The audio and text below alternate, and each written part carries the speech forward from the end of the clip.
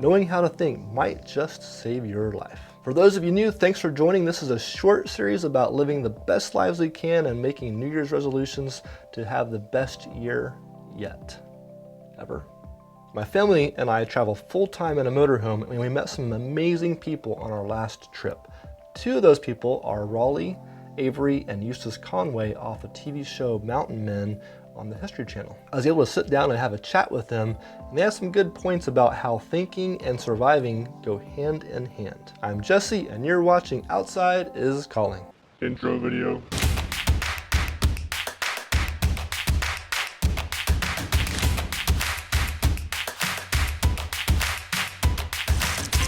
What does this have to do with New Year's resolutions? Well, resolutions are typically a chance to look back and see what things do I want to change. We need to be able to think critically if we want to make these changes. Here's what Eustace and Raleigh had to say.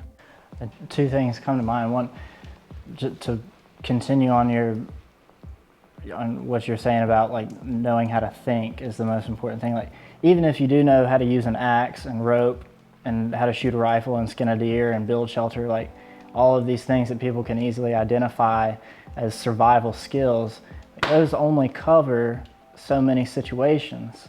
If you don't know how to think, then you won't know what to do when your rifle breaks, or your axe breaks, or your rope breaks, or you can't tie two different ropes together, or your structure isn't working out the way you thought it would. If you don't know how to think, you don't know how to be adaptable.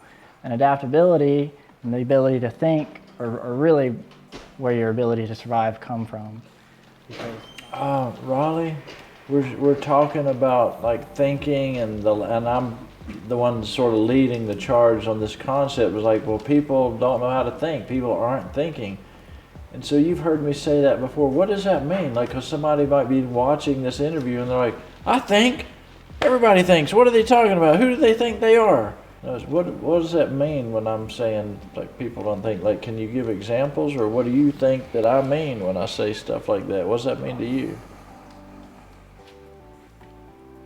Well, one thing that comes to mind is what I was just touching on. It's like being adaptable to different situations. Like when things don't work out the textbook way or the way you thought they would, like how can you be adaptable in any situation? That's one need to think. And then one of the more important ones But isn't it just easier to call 911? You don't have to really think about it. I mean, if you want to be dependent on other people that are far away that are just as disempowered as you most of the time. I mean, if you want to be dependent your whole life and you can trust other people and systems that exist now, then you don't need to think. Because you'd be more like an animal, like sheep in a pen. Yeah. Yeah. If you want to be totally out of control and disempowered to survive, then you don't need to think. You can just get by in our modern system, and it'll probably work for a little while longer. I think maybe a lot of people find comfort in just kind of going along with the masses and being more like sheeple. I think that's what most of everybody has done throughout time in all societies, largely.